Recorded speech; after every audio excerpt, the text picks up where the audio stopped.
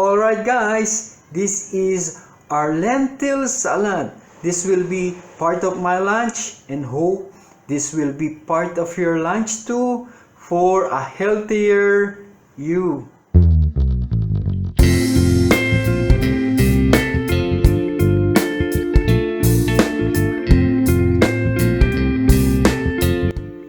It's a lovely day mga ka-lifestyle, and thank you for watching my videos. So today we are going to prepare a lentil salad.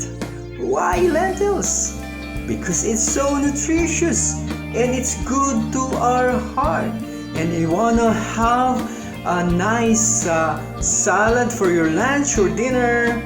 Take lentils. It's good for your tummy, it's good for our heart. Okay, so now how to prepare a lentil salad. So here are the ingredients of our lentil salad. Of course, lentils, coriander,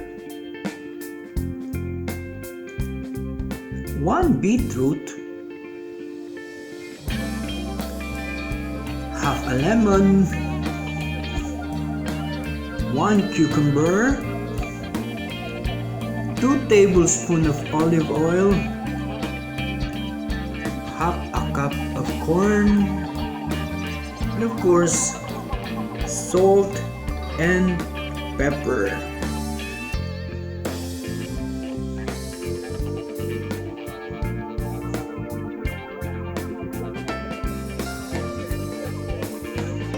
Alright, what do we need next? Of course, our magic strainer and the lentils. We're going to wash it and run it through the water.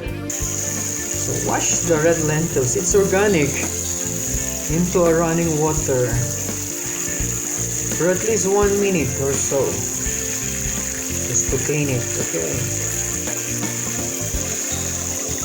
No need for soaking the red lentils because it's gonna take out some of its nutrients. Alright, I think that's it.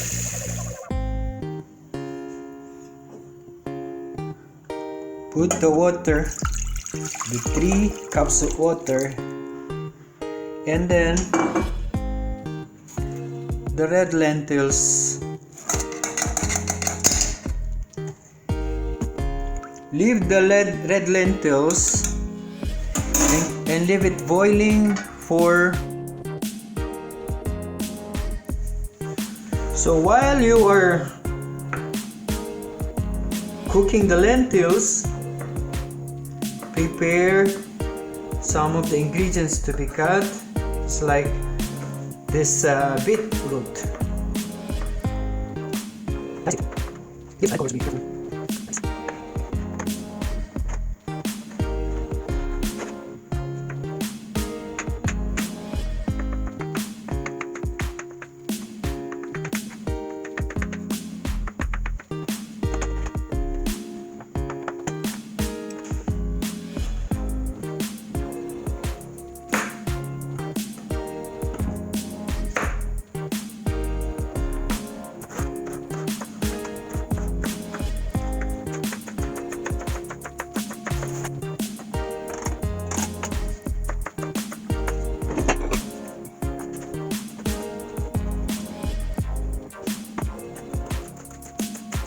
Now that the lentils is ready, our next step to do is to drain it and wash it in a cold water.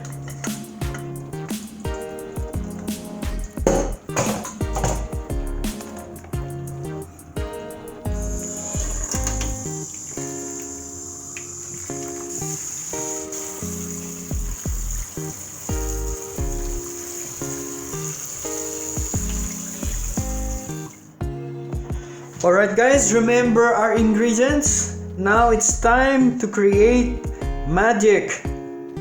First, to put in our beetroot,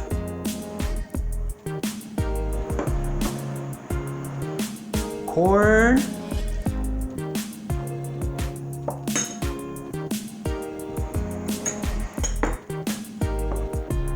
the cucumber, and the coriander.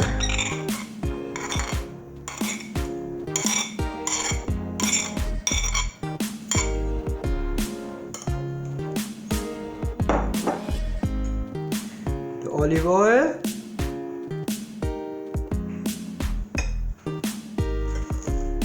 The salt and pepper.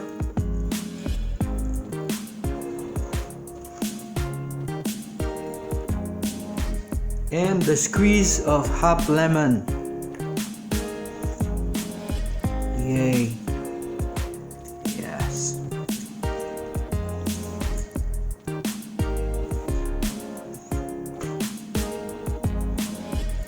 And mix them up all together.